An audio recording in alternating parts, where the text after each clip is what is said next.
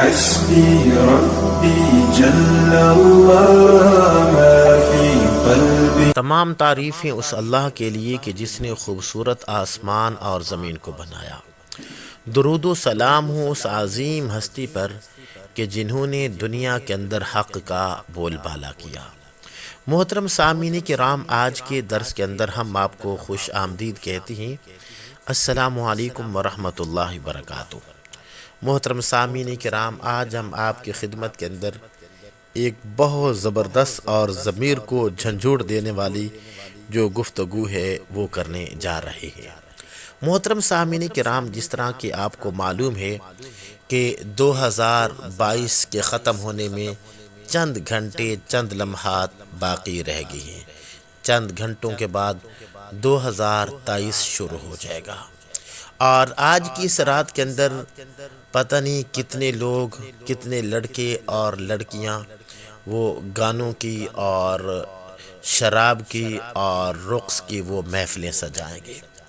محترم سامعین کرام، یاد رکھیے یہ مسلمانوں کا طریقہ نہیں ہے، بلکہ نبی اکرم صلی اللہ علیہ وسلم کا فرمان مبارک ہے، من تشبہ بقوم فہو منہ، کہ جو انسان جس قوم کی مشابہت اختیار کرتا ہے تو وہ اسی میں سے ہوتا ہے.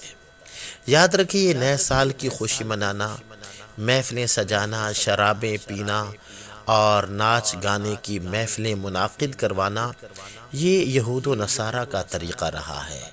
اور جو مسلمانوں کا طریقہ ہے، مسلمان کبھی نئے سال کے آمد پر وہ خوشی نہیں مناتا.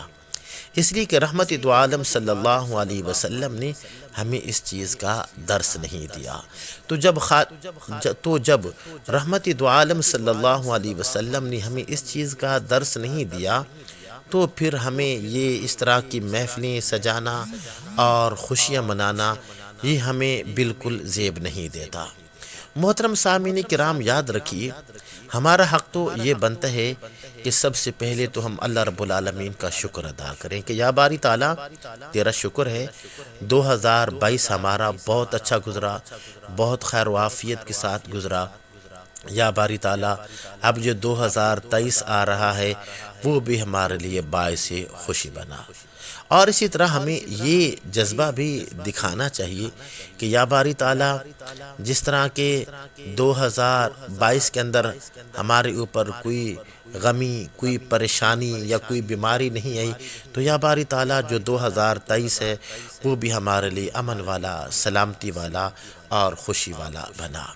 اور اگر 2022 کے اندر ہمارے اندر کوئی گناہ رہا ہے کسی قسم کا بھی کیوں نہ ہو تو ہمیں یہ جذبہ کرنا چاہیے، یہ عزم کرنا چاہیے، یہ جذبہ دکھانا چاہیے کہ اب 2023 کے اندر ہم نے وہ گناہ بالکل نہیں کرنا اور ہم اس گناہ کو چھوڑنے کا وہ عزم کرتے ہیں.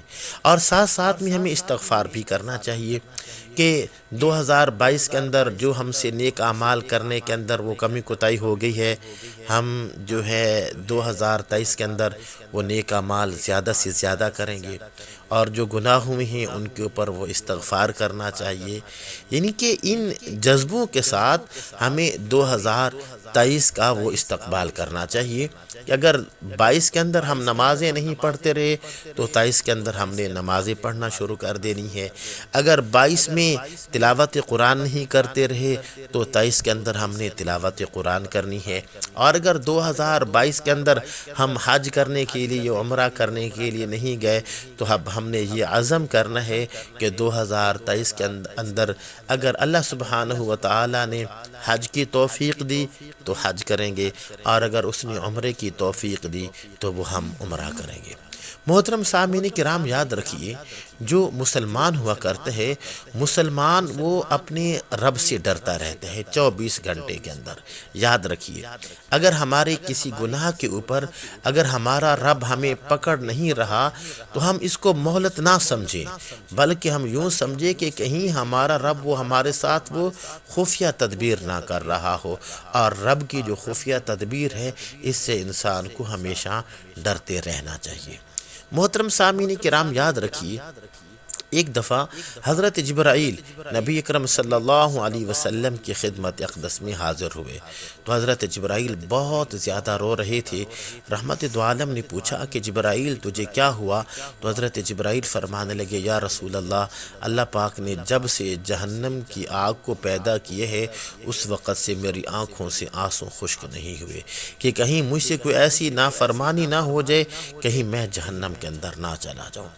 محترم سامعین کرام، جس وقت خالق کائنات نے ابلیس کو مردود کیا، اپنی درگاہ سے باہر نکالا، تو اس وقت حضرت جبرائیل اور حضرت میکائیل رونے لگ گئے۔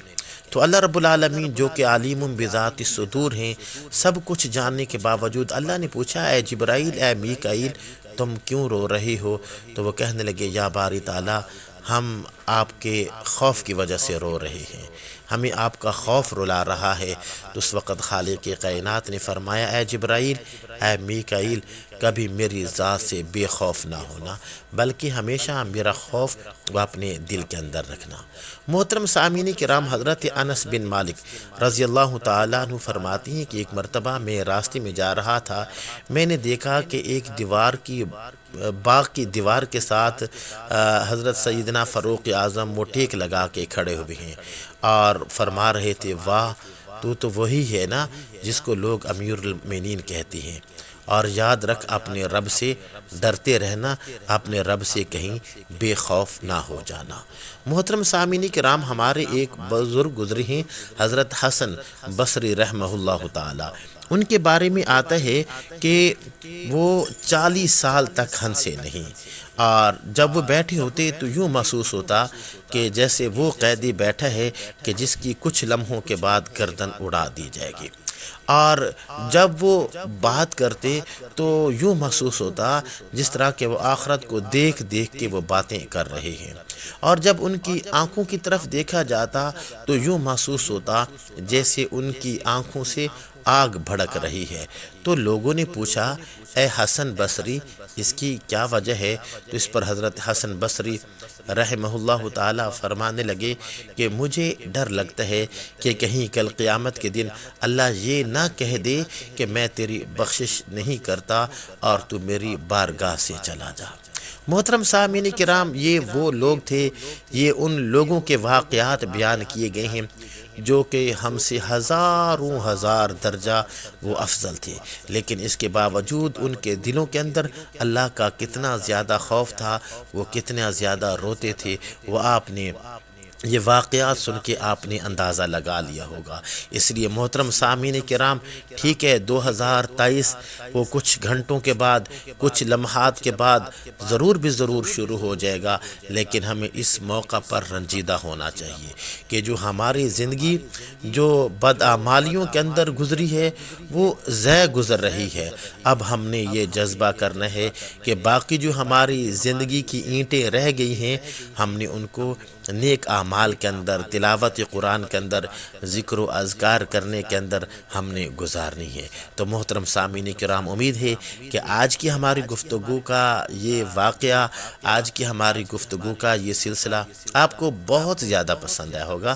اسی کے ساتھ اجازت دیجیے اپنے بھائی محمد زبیر حسن کو، انشاءاللہ اگلے درس کے اندر آپ سے ملاقات کرتے ہیں۔ السلام علیکم ورحمۃ اللہ وبرکاتہ۔